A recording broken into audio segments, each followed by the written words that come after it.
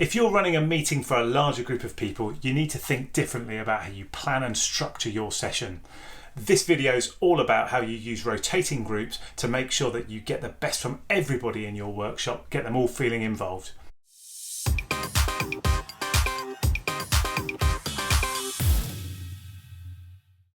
So today I'm going to share with you a session technique which we call rotating groups, or the carousel.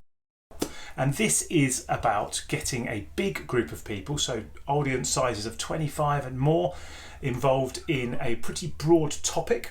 So in this example today, I'm going to share with you how to do a people strategy using this technique. And why this works really well is it gets a really good diversity of ideas and opinion, and a really good breadth of experience and people's views into the subject. It gives people a good way of understanding a range of areas that you're developing into any kind of strategy or plan that comes out of this type of workshop. So let's get into it. How do you run this session? So I would typically start with everyone in the main room, and you talk about the subject, get a presenter to talk a bit about what we're doing and why we're doing it, or indeed you can share that as the facilitator. And then you're going to break people into groups of 7 or 8 people. So set up in advance your rooms or breakout areas.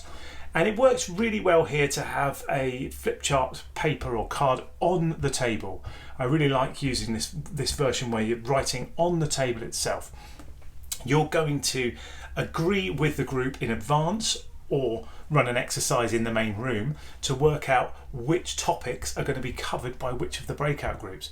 So if you've got the people strategy, for example, then you might have a group focused on diversity and inclusion. You might have a group focused on CPD and learning and development. You may have a group focused on the performance management system, staff communications, staff surveys, a whole range of different things you might need to cover. You give one topic for each of the breakout groups. And you identify a table host. That host you might want to do in advance, doesn't have to be, but if you let them know in advance, then they can do a bit of work thinking about their subject area.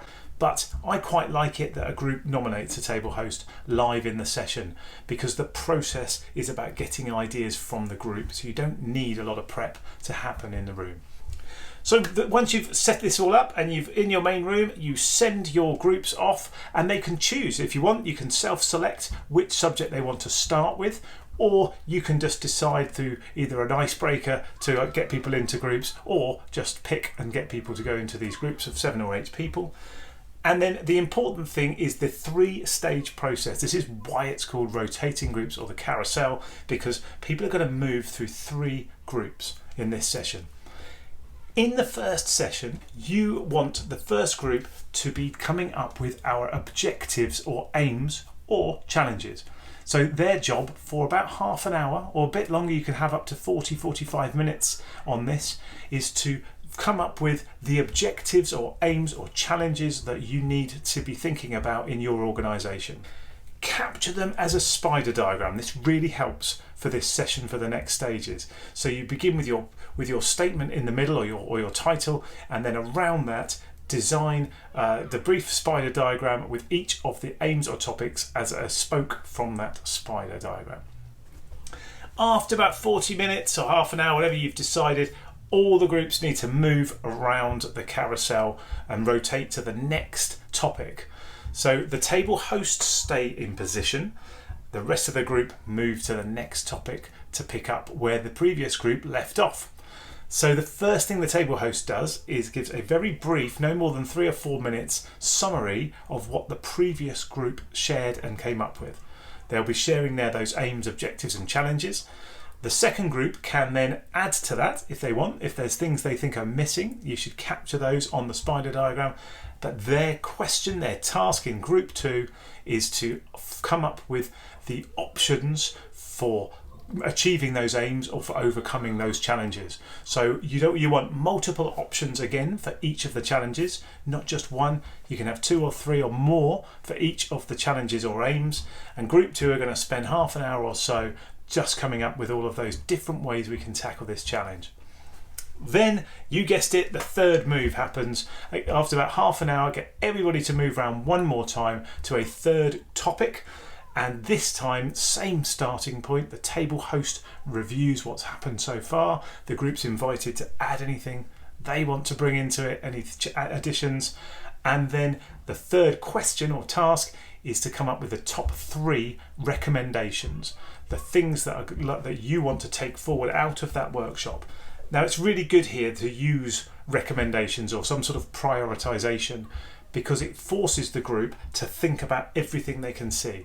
If you're asked to decide which of these is more or less important than others, you have to spend some time engaging your brain in what it means. So it properly engages with the content that the previous 2 groups have generated. The table host can help bring that to life, and this group come up with their 2 or 3 recommendations. After that, you bring everybody back to the main room, and then you ask either the table hosts or some of the people in the groups to share the recommendations.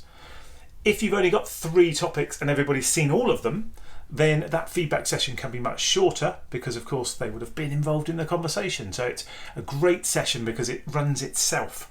So you as a facilitator get a bit of downtime, because really your job is only timekeeping for that last hour and a half when they've been rotating, giving you all of their great ideas and capturing all of their content.